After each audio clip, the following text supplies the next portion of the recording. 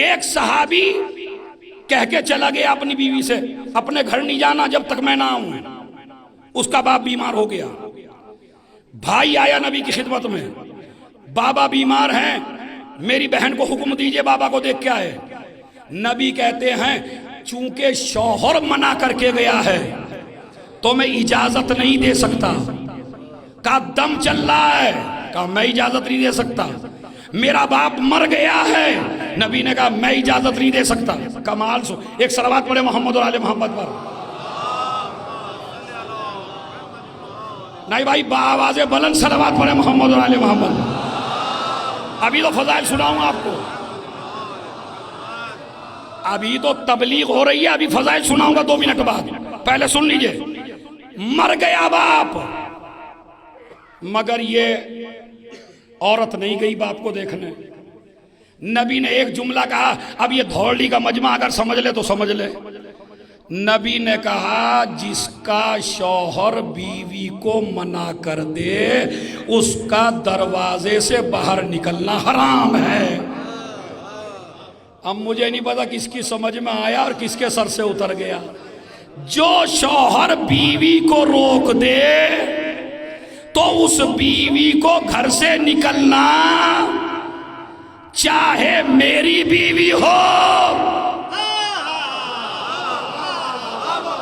اب بھائی اشارہ میں نے دے دیا. یہ نہ کہیے علی سے جنگ جائز ہے یا ناجائز ہے, پہلے تو گھر سے نکلنا ہی جائز.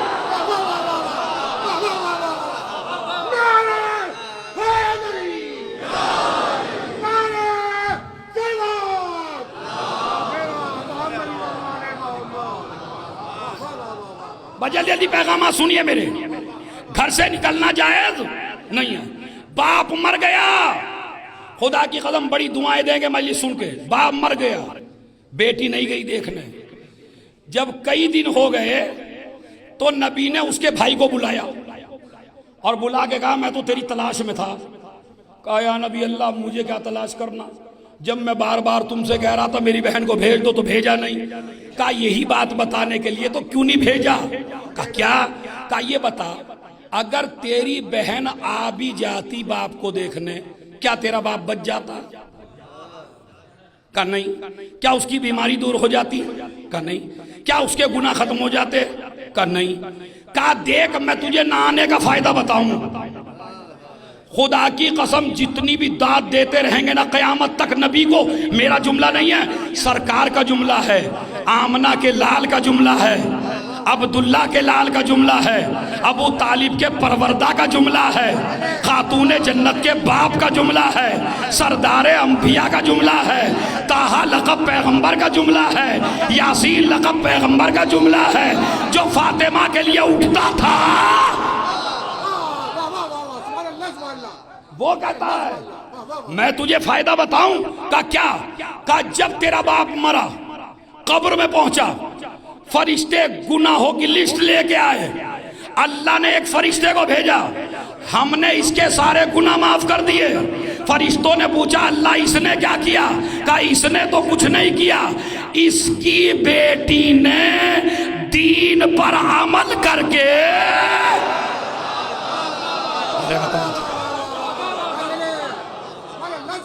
صلوات بھیج دیں محمد.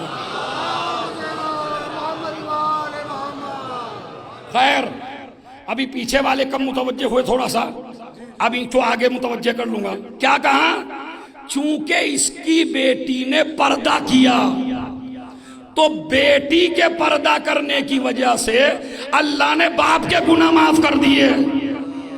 اب تبلیغ کا جملہ تو یہ ہے او وہ باپ جو بنے ہو جوان بیٹیوں کے, قبر میں جانے سے پہلے چیک کر لینا اپنی بیٹی کو پردہ سکھا کے جا رہا ہے یا اپنی بیٹی کو بے پردگی سکھا کے جا رہا ہے. سارا حساب تیری قبر میں ہونا ہے. یہ نہ سمجھیے کہ ہماری بیٹی بے پردہ جاری, ہمیں کیا مطلب. حساب و کتاب تم سے بھی ہوگا, بیٹی کو کس راستے پہ لگا کے آئے. خیر ایک مسئلہ تو شادیاں کریے, ایک تو ضروری نہیں کہ میرج ہال میں ہی کریں بھائی، اتنا بڑا امام باڑہ دھولڑی میں ہے، ادھر بھی ہے ادھر بھی ہے برابر میں بھی ہے، اتنے اچھے تو امام باڑے کہیں کے بھی نہیں ہیں، خالی 25,000 میں ان کی سجاوٹ کرا دو، اب یہی کرو، اجا پاکیزہ جگہ رشتہ ہوگا تو اثرات بھی پاکیزہ ہوں گے۔ نہ جانے میرج ہال میں تم سے پہلے کون کون آیا، کس کس نے برتن استعمال کیا، کس کس نے اسٹیج استعمال کیا۔ ارے ہمارے دادا کی شادی امام باڑے میں، ہمارے پردادا کی شادی امام باڑے میں، اور دادا پردادا کو چھوڑو، ہمارے مولا کی شادی